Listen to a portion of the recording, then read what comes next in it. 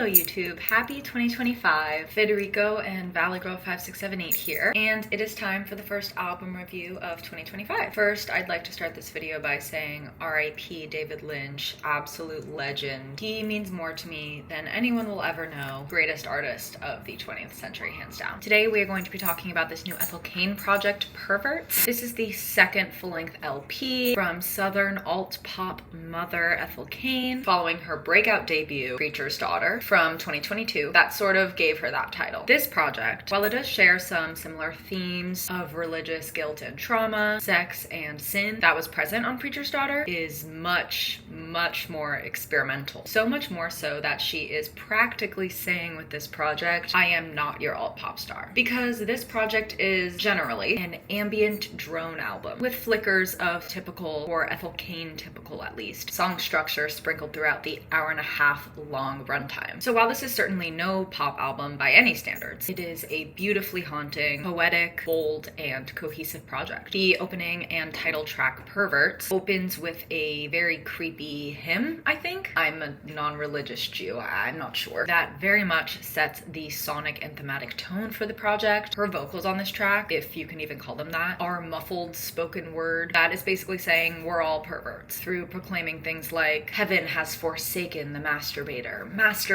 as well as lines such as no one you know is a good person, and of course the last line of the song, it's happening to everybody. Sonically as well, this track sets the tone for the whole project, most notably with the drone production and the space. Track 2, Punish, which was the first and only single for this album rollout that came out last year, is the first track on the album with a more typical song structure, which is not saying much as the song is still quite experimental. It's beautifully written. I mean, I give in so easy, nature chews on me, little death like lead, poisonous and heavy bars. Her vocals are so gorgeously soft and controlled on this track. The drama that the guitar brings like 3/4 of the way throughout the song absolutely hits and gives more classical Ethel vibes. Track 3, House of Psychotic Women, has an intro and outro of her saying I love you over and over and over again, which is fitting, giving the song title. More on that though. What is interesting about this song is that the majority of the lyrical content, other than the I love you repetition, that speaks of lost love, what it means to be loved, and the duality of love in a very like direct to listener fashion, is so muffled that you can barely hear it. You have to look at the lyrics to know what she's saying. These vocals are almost completely overshadowed by the drone production, and her voice doesn't become clear until the I love you repetition comes back in. I feel like that dichotomy, that when she is saying stuff that is very poetic and deeply thoughtful, you can barely hear it, but then when she's just saying I love you over and over again, you can very much hear that. I feel like it speaks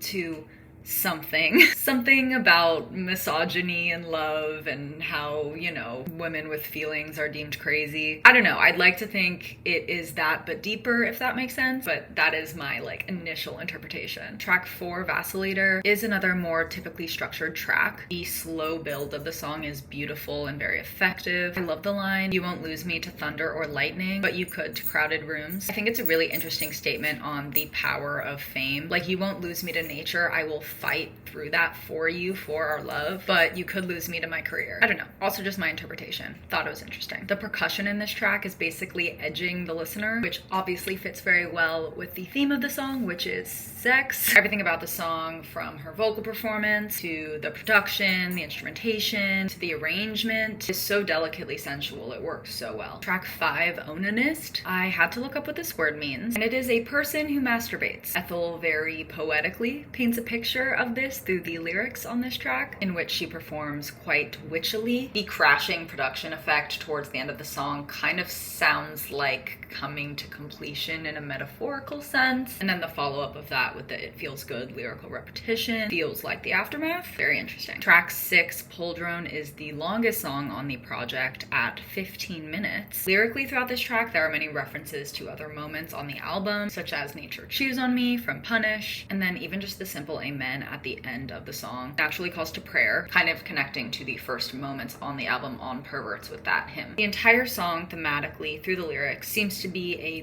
prayer slash meditation on sin, which is of course another very interesting dichotomy. I'm not sure if the drone stylings on this track is like called a pull drone, but it certainly sounds like that. Sounds like a drone being pulled. I'm sure it is deeper than that, but that was my initial thought on the title track and how it relates to the actual song. Track 7, Etienne, is a fully instrumental track until the last moments with a dark but hopeful anecdote. It seems to be a sample or someone who is not Ethel that performs this part, but the fact that this anecdote is dark yet hopeful very much matches the majority of the song instrumentally, because it starts with a very haunting and sad piano that is then eventually lifted by the addition of some guitar, which ends up bringing the instrumentation as a whole to a more melancholic vibe instead of just a deeply sad one. This track does use the most like typical instrumentation, piano, guitar, but there is still that underlying drone in the background. Track 8, That Orchia,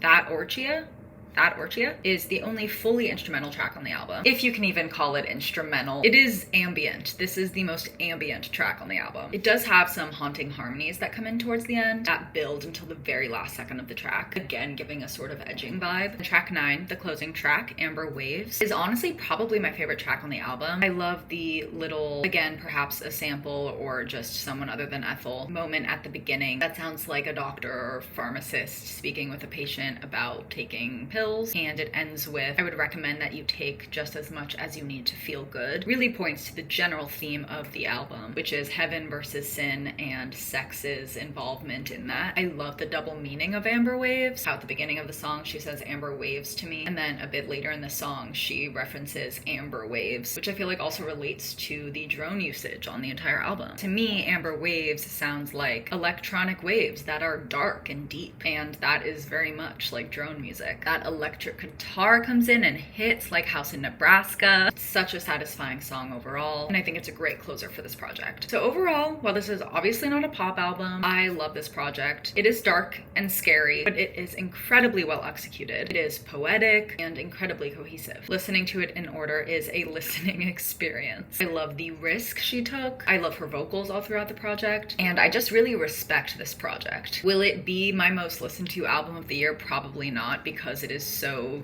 depressing and also because there are only so many like actual frankly listenable songs, but I still think it is a great project. 7. Thank you so much for watching this video. If you liked it, don't forget to subscribe. Stay happy, healthy, and safe, and I'll see you in my next video. Bye!